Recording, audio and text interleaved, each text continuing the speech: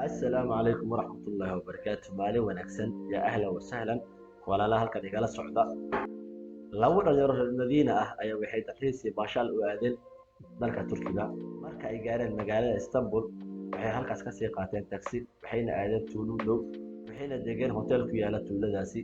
Si aan loo arag bay halkaas ku tageen. Markay hotelka galeen ayaa waxaa wareystay reception-ka ama xafiiska aqbalaadda. Shaqaalihii xafiiska aqbalaadda ayaa weydiiyey meesha ay ka yimaadeen. Markaas bay ugu jawaabeen waxaan ka nimid magaalada Madiina al-Munawwara. Markaas baa ninkii shaqaalaha aad ugu farxay wuxuuna siiyey hool dhan halka ay ka karaysan lahaayeen hal qol oo keliya. Isagoo ku karaameynaya dadka ka yimid magaaladii Nabigeena Maxamed sallallahu alayhi wasallam nabadgelyo korkiisa ahaatee. Wiilashii hoolkii lagu sharfay bay tageen.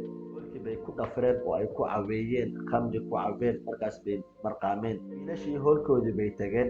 Hoolkii bay ku dhafreen ay ku caweeyeen khamri baashaal ay ku marqaameen. Midba aad u sii wareeray midna waa uu roonaa xoogaa. Kadib waa ay seexdeen. Kadib waxaa si lama filaan albaabka lagu soo garaacay saacadii markay ahayd 4:15 aroornimo. Midkood baa toosay albaabkii furay asagoo il isku haya. Mise waa ninka hoteelka shaqaalaha ka ahaa asagoo leh. Imaamkii masjidka uu diiday inuuna tujiyo markuu ogaaday in rag Madiina ay tuulada joogaan. Marka waa idin sugaynaa ee masjidka hoos ku yaala noogu imaada. Markaasaa wiilkii naxay kadibna wuxuu toosiyey saaxiibkiisa. Wuxuu weydiiyey quraanka wax ma ka xifdsan tahay. Markaasuu ugu jawaabay inuusan awoodin inuu imaam noqdo. Kadib way fariisteen waxayna ka fikireen sidii ay arrintan uga bixi lahaayeen. Mise mar labaad baa waxaa albaabka soo qaraacay ninkii shaqaalaha ahaa wuxuu yidhi waa idin sugaynaa intuusan waagu baryin. Markaasay qubaystay waxay soo aadeen masjidkii. Mise masjidku wuu buux dhaafay sidii maalin jimco ah. Markaas dadkii oo dhan salaamay. Midkood baa imaamkii noqday marka uu salaada xirtay oo bilaabay suuradda Faatixada ayaa waxaa ooyay dhammaan dadkii masjidka ku jiray ayagoo xasuusanaya masjidkii nabiga naxariis nabadgelyo korkiisa ahaatee.